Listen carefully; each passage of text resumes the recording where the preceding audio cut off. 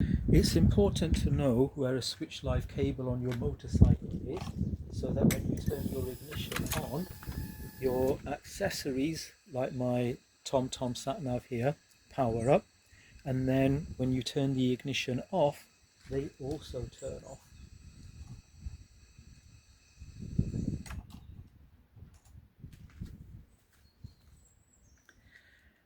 So it helps if you've got a circuit diagram, but if you haven't, all you need is a circuit tester, and for some motorcycles, a needle. If you've got a Triumph Street Twin, then I've already done the work for you and you won't need anything. Okay, so let me show you what we need to do. I'll just put my needle in a magnetic tool tray. Put that out of the way. Right, so we take our circuit tester and we connect it to the negative terminal of the battery. And then on my previous motorcycle, which was a Honda CB650R, the terminal ends were not sealed, and so it was easy to put the circuit tester in where you thought there was a live cable. But Triumph have used waterproof seals, so this is where the needle comes in. Now, if you start with the tail unit, there's a small selection of cables, and you will know that one of them is going to be the daytime running light, and that's the one that we want to find. So you'll do this by trial and error, but I know from the circuit diagram that it's the yellow cable at the bottom. Right, so if I touch it, there's nothing.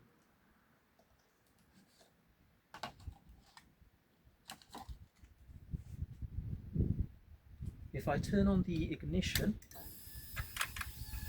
and now hopefully you can see that there's a light. Okay, so I'll leave that there, and then I turn the ignition off, and then the light goes off. So this means if we tap into that yellow cable, then our battery will not be drained by accessories. Now, some people don't like tapping in to the main harness. They're worried about doing irreparable damage that's going to cost money to replace. So we're lucky, we've got an accessory that we can actually tap into. So on the Street Twin, we've got a USB port. If we follow the cable for it at the back, you'll see that it goes down behind this side panel. If we remove the side panel, there's a connector right here, and at the top there's a yellow and a black cable, and at the bottom, directly connected to the USB port, is a white and a black cable. Now, I know from using the needle and the circuit tester that the yellow cable here is also live. So we want to tap into the white cable of the USB port, because if it goes wrong, it's replaceable. Okay, so I'm going to explain 3 ways of tapping into that USB cable.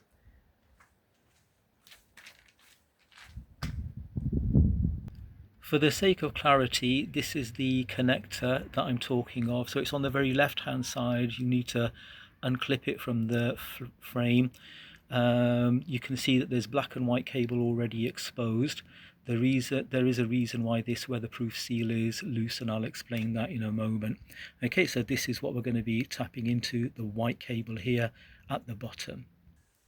Okay, for demonstration purposes, I'm going to use this 12-volt automotive relay, which will feature in another video. So remember, there's a white cable on the USB connector that we're going to tap into. So the first of 3 methods is called a Scotch lock. So you put this around the cable that you're tapping into. Okay, so you can see that there's 2 holes there, and there's a piece of metal.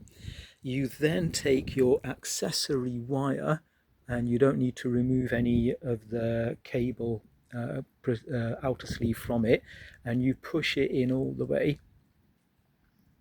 Okay.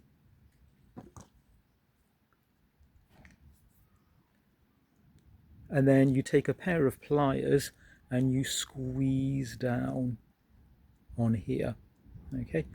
And so this metal plate will then make a bridge between the white cable and our accessory cable there, and then you close this outer cover by pressing down, and it locks and protects it.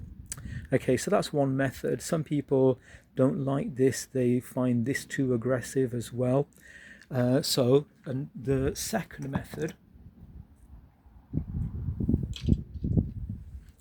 is to use a posi-tap connector. Right, so a posi-tap connector comes in 3 parts.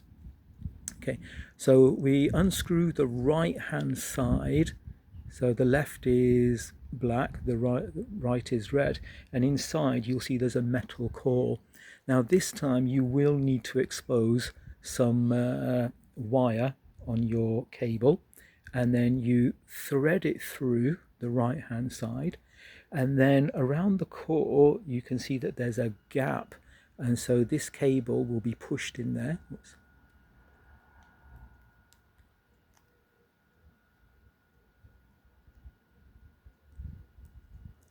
There we go, push it in, and then you tighten it.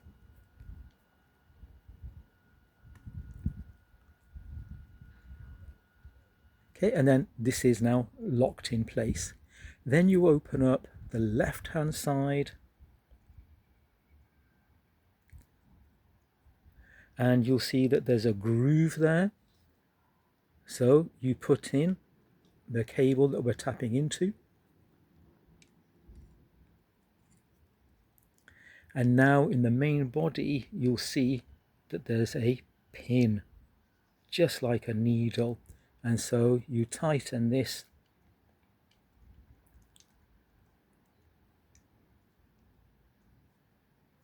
There we go. And it will then pierce the cable, and then there you've got your switch live.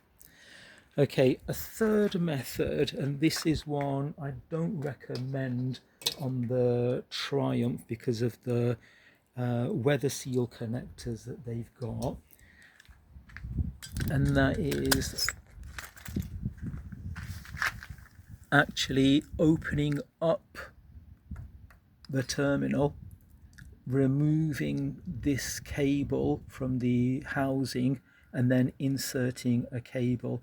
This is what I've done temporarily, just to show you that on a motorcycle without a weather seal you can do this. You simply pull out the, well, using a tool, you pull out the cable, the crimp comes out, and then you add in your cable. I did this previously on my Honda CB650R, and it worked perfectly for 5 years. So this is like a piggyback method.